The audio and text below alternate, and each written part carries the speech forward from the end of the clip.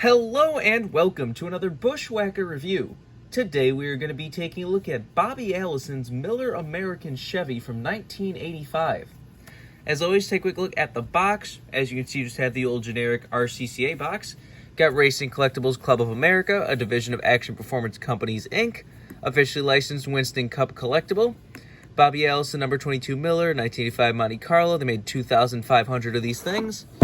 Down the side, you have the Racing Collectibles logo over and over again. Action, the most respected name in motorsports collectibles. Racing Collectibles Club of America.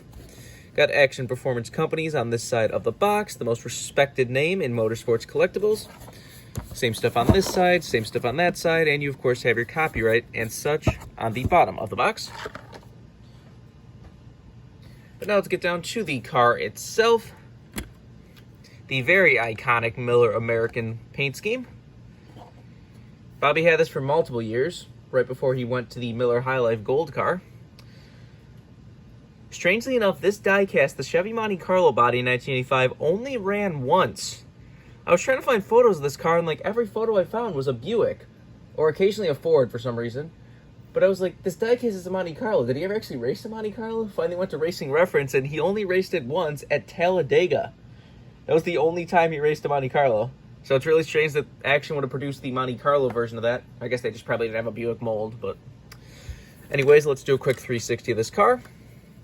Joey Logano is doing a throwback to this car next weekend at Darlington. They could have done a few things better on that throwback, but it looks pretty nice, and people are being a little bit too harsh on that car. It should have had chrome rims. They maybe should have changed the font, but Penske never changes their font ever, so you can't really expect that. The only other thing that I wish they would have done is use older Pennzoil logos. Because this car was sponsored by Quaker State for the first few years and then was sponsored by Pennzoil for the later years. It's like, you guys could have used your 80s Pennzoil logo on the car. I don't see why they couldn't have done that, but whatever. But the paint scheme looks fine, and his throwback really is not that bad as people are making it out to be.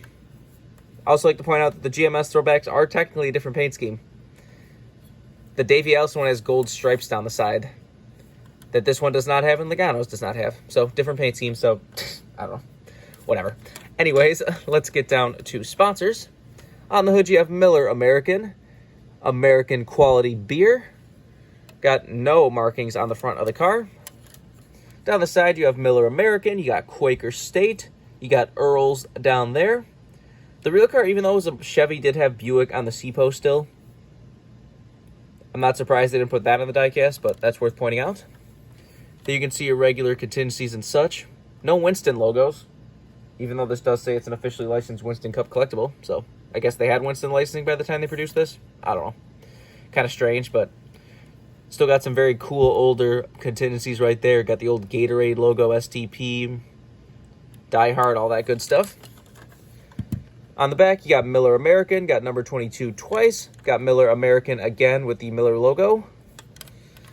Got the same stuff down the other side as usual. Let's take a look under the hood. Got nothing on the other side of the hood. There's that old 90s engine detail if you want to see that. I mean, it's an 80s car, but I'm talking about Action's 90s engine detail. This is a plastic chassis car.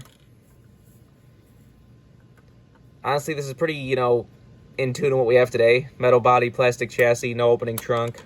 Roof flaps didn't exist on 80s cars, so you can't say that. But basically in tune with what we have today. You can see that on these old cars, sometimes the decals do start to crack over time. You can see that star's cracking a little bit. There's some cracks through the number as well. That happens a lot with some of these older cars. Especially the old Team Calibers for some reason. It doesn't happen as much with Action stuff, but, these 90s Action cars, when they, initially started making diecasts and they, were a little bit cheaper, as you can tell. That did happen more often than not. It's funny, there's really not many ways to get this paint scheme. There's this one, there's a Mark Martin ASA car. They, of course, made Davey Allison's ARCA car, the one that GMS has been throwing back to in the Classics line a couple years ago. That car's kind of rare now. But as far as the Bobby Allison version of the car, this is basically the only way to get the car. There's a black window bank version that's easier to get, but it's a black window bank. Why in the world would you want a black window bank? But as soon as Logano ran this car, I was like, or is going to run this car, I was like, I definitely need to get the original to go with the throwback diecast. Which, knowing my luck now, it's going to get DNP'd. The throwbacks have been pretty good this year. There's been a few that have been really just like Daniel Suarez is just awful. Keselowski's is definitely a little bit boring. The stupid thing about Keselowski is the fact that that old 2010 discount tire paint scheme looks better than the current one. They should almost just switch back to that altogether, but whatever. But pretty much all the throwbacks have been good choices so far. Can't wait to see what more get revealed next week. Because we still haven't seen about like half the field. We haven't seen the Ganassi cars. We haven't seen Kyle, Jones, Amarola, Front Row Motorsports,